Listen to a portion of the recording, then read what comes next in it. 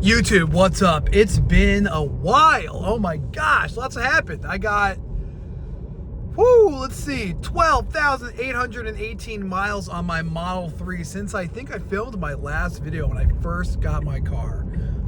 So I just wanted to come on.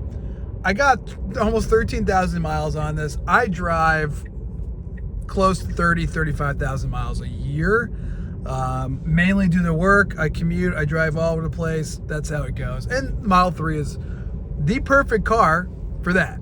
Obviously, maintenance, gas savings, all that aside. But I am on here to talk about full self-driving version 13.2.8 on hardware 4. And I have to say, this is the most impressive piece of technology I have ever laid my hands on. I had FSD on my old Model S. It was a hardware 3 vehicle. I'm pretty sure it's hardware 3, even though it was a 2017. I don't think they upgraded the hardware from that point. It had the most current updated cameras at that point in time. But self-driving computer 4 in this car with hardware 4, right?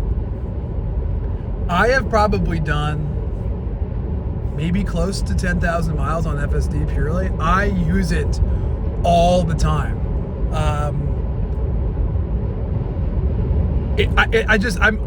I'm speechless talking about this because people like to hate on full self-driving so much, and I don't think unless you've actually sat in one of these cars, a new Model 3 with hardware 4, or one of the older Model Ys with hardware 4, or the new Model Y with hardware 4, it's seriously unbelievable. I literally get goosebumps talking about it because the tech is just so good.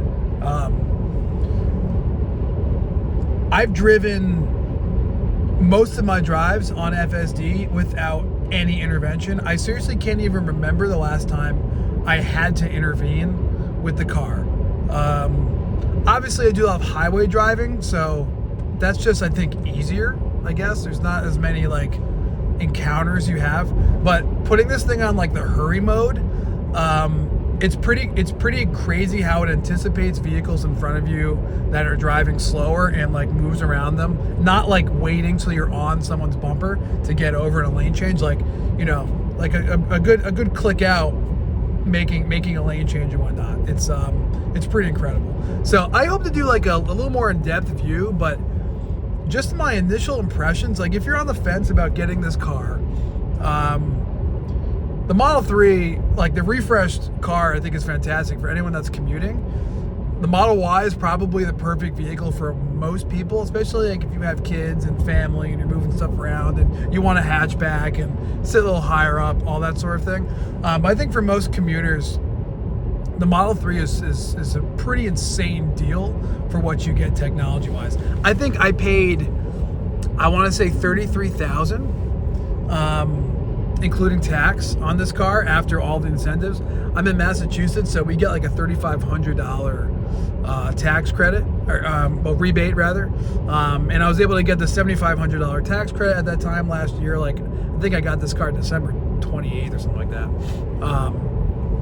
So I basically had around, I think, a little over $12,000 in savings, especially with a referral code or my loyalty code, whatever it was. It got me another $1,000 off. So it's an insane deal. There is no other car in this price range on the market that has this much luxury technology feature. And everyone likes to rip on build quality and whatever. I mean, I've had no issues. This car has held up insanely well. The vehicle is extremely comfortable. I love the material selection, all that. I gotta come on and I'll do a little more in-depth review about the actual physical car. But this is more full self-driving. My mind is blowing.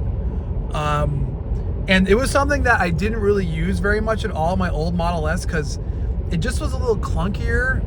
Maybe with the old hardware and slower computer processing and all that thing. But hardware 4 on this current V13 version 13 software, it is seamless, and I just can't wait to see with further updates where we go. And then Robotaxi rolling out in June in Austin. It's a pretty incredible time, pretty incredible technology. Anyway, That's it. Autonomous vehicles, absolutely the future. Don't let anyone else tell you anything otherwise.